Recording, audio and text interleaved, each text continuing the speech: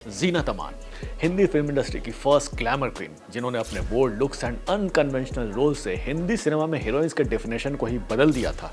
कैसे वो दो लेजेंडरी एक्टर राज कपूर और देवानंद के बीच कोल्ड वॉर का कारण बन गई, आज के एपिसोड में उसी की बात करेंगे। I am Nishan Shekhar and you are watching mic check with Nishan. 1970 में Femina Miss India and Miss Asia Pacific international pageant जीतने के बाद जीनत अमान ने एक्टिंग में हाथ आजमाया, बट शुरुआत की कुछ फिल्में कुछ खास नहीं चली। द एविल विद इन नाम के फिल्म में जीनत पहली बार दिखी, जिसमें देवानंद भी थे, बट फिल्म फ्लॉप रही और किसी ने भी उनको नोटिस नहीं किया। इसके बाद हंगामा और हलचल भी डिजास्टर प्रूव हुई, बट इस बीच देवानंद अपनी अगली फिल्म हरे रामा हरे कृष्णा के लिए जीनत को कास्ट कर चुके थे। रोल काफी चैलेंजिंग था। फिल्म में वो देवानंद की बिछड़ी हुई बहन बनी थी, जो सुबह शाम नशे में चूर रहती थी।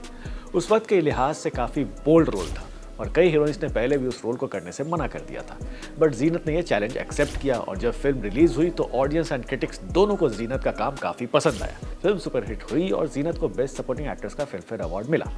इसके बाद जीनत देवानंद की फिल्म्स में रेगुलर दिखने लगी। वारंट, हीरा पन्ना, प्रेम शास्त्र और इश्क इश्क इश्क। देवानंद को धीरे धीरे लगने लगा था कि जीनत को स्टार बनाने वाले वो हैं और जीनत के स्टारडम का सारा क्रेडिट वो खुद लेना चाहते थे।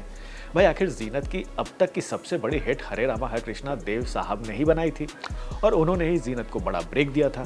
बट किसी एक्ट्रेस के लिए सिर्फ एक एक्टर या एक डायरेक्टर के साथ काम करते रहना उसकी एक्टिंग कैपेबिलिटी को रिस्ट्रिक्ट कर देता है। डिफरेंट रोल्स के लिए उसे डिफरेंट एक्टर्स के साथ काम करना होता है। जीनत ने भी यही किया। वो दूसरे एक्टर जैसे धर्मेंद्र, राजेश खन्ना के साथ भी काम करने लगी। यहाँ तक सब ठीक था, बट देव साहब को तब बुरा लगा जब जीनत ने देव साहब के राइवल माने जाने वाले राज कपूर के साथ सत्यम शिवम और सुंदरम साइन किया। Soul is more attractive than the body, ये सब्जेक्ट था सत्यम शिवम सुंदरम का और इसके फीमेल कैरेक्टर का पिक्चराइजेशन काफी बोल्ड था। जीनत को ये फिल्म कैसे मिली, उसके पीछे भी एक बड़ी इंटरेस्टिंग कहानी है। पहले वो बता देता हूँ। दरअसल जीनत शशि कपूर के साथ एक फिल्म वकील बाबू में काम कर रही थी और सेट पर कभी कभी शशि के बड़े भाई राज कपूर भी आ जाते थे और सत्यम शिवम सुंदरम का सब्जेक्ट डिस्कस करते थे, बट जीनत से वो ज्यादा बात नहीं करते। जीनत को पता चल गया था कि सत्यम शिवम सुंदरम की हीरोइन एक गांव की लड़की है और सिंस जीनत का उस वक्त इमेज अर्बन सेक्सी हीरोइन का बन चुका था, तो शायद इसलिए राज कपूर उन्हें कंसिडर नहीं कर रहे थे। एक दिन जीनत घाघरा चोली पहनकर सीधा राज कपूर के कॉटेज पे चली गई और दरवाजा खटखटाया। अंदर से राज कपूर ने पूछा कौन है, तो जीनत ने जवाब दिया आपकी फिल्म की अगली हीरोइन। जीनत ने एक इंटरव्यू में बताया कि राज कपूर उन्हें उस गेटअप में देखकर हैरान हो गए थे और इस तरह उनकी कास्टिंग हुई इस फिल्म के लिए। बट इस कास्टिंग से बाकियों को कैसा लगा ये तो नहीं पता, बट देवानंद को काफी बुरा लगा। अपनी बायोग्राफी रोमांसिक विद लाइफ में देवानंद ने लिखा था कि I felt humiliated, hurt and disconcerted. दरअसल दिलीप कुमार, राज कपूर एंड देवानंद को गोल्डन ट्रायो कहा जाता था। जब हिंदी फिल्म इंडस्ट्री वजूद में आई थी पोस्ट इंडिपेंडेंस, ये तीनों स्टार एक दूसरे के राइवल्स कहे जाते थे। देवानंद ने दिलीप कुमार के साथ तो एक फिल्म इंसानियत में काम किया भी था, बट राज कपूर के साथ उन्होंने कभी काम नहीं किया। दोनों का अपना अलग स्टाइल था।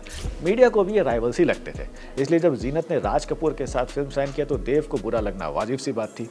बायोग्राफी में देव लिखते हैं कि फिल्म साइन करने से पहले जीनत ने उन्हें ये बताना भी नहीं जरूरी समझा कि वो राज कपूर के साथ काम कर रही हैं। I was hurt, I saw it as disloyalty. कई सालों बाद जब जीनत अमान ने अपना इंस्टाग्राम अकाउंट बनाया तब उन्होंने इस बात का जिक्र किया और लिखा कि देवानंद ने वो सिचुएशन मिसरीड कर लिया था। वो लिखती हैं, मैं बहुत एक्साइटेड थी जब मुझे राज कपूर जी ने एक अलग तरीके का प्रोजेक्ट सत्यम शिवम सुंदरम के लिए कास्ट किया। मैंने अपना दिलो जान लगा दिया था इसमें। मुझे बिल्कुल भी अंदाजा नहीं था कि देव साहब उसी वक्त पूरे मामले को गलत तरीके से समझ रहे हैं। सालों बाद 2007 में देव साहब की ऑटोबायोग्राफी रोमांसिक विद लाइफ आई।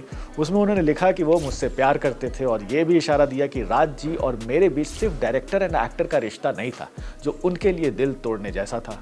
सच को तो मैं बहुत गुस्सा थी। मुझे बहुत ही बेइज्जती, दुख और हैरानी हुई कि देव साहब जो मुझसे काफ़ी बड़े थे, मेरे मेंटर थे, जिनको मैं हमेशा प्लेटोनिक नज़र से देखती और रेस्पेक्ट किया करती थी, वो ना सिर्फ एक ऐसे झूठ किस्से को सच मान बैठे हैं बल्कि उसे दुनिया के सामने किताब में भी छापा है। जीनत आगे लिखती है कि कई हफ्तों तक मेरा फ़ोन बजता रहा। लोग पूछते रहे कि आखिर असलियत क्या है और किताब के टुकड़े भेजते रहे। मैंने आज तक वो किताब नहीं पढ़ी है। गुस्से में जो कॉपी भेजी गई थी उसे सीधा बेसमेंट के स्टोरेज में डाल दिया है। हालांकि जीनत आखिरी में लिखती है कि देवानंद एक रेयर टैलेंट थे जिन्होंने हमेशा उन्हें प्यार भरी गाइडेंस दी और जिनके लिए उनके दिल में गहरी रिस्पेक्ट है और वो उनके नाम की बेइज्जती बिल्कुल बर्दाश्त नहीं करती। वैसे बात भी सच है कि सत्यम शिवम सुंदरम के बाद जीनत का करियर काफ़ी फ्लरिश किया था विद फिल्म्स लाइक दोस्ताना, डॉन एंड कुर्बानी। अपने ग्लैमरस अंदाज के लिए उन्हें उस वक्त की मीडिया ने सेक्स सिंबल का टैग भी दे दिया था। जीनत ने बाद में फिरोज खान के भाई संजय खान से शादी की, बट डोमेस्टिक वायलेंस के कारण ये शादी टूट गई। बाद में जीनत ने मजहर खान से शादी की थी और इस शादी में भी काफ़ी प्रॉब्लम्स रहे। है। आजकल जीनत अपने इंस्टाग्राम पोस्ट के लिए काफ़ी चर्चा में रहती है। तो ये कहानी थी देव साहब और राज कपूर के बीच राइवलरी की ड्यू टू जीनत अमान। आपको ये कहानी कैसी लगी हमें कमेंट सेक्शन में बताइए, और अगर आपको कोई स्टोरी सुननी है तो हमें सजेशन में आप भेज सकते हैं।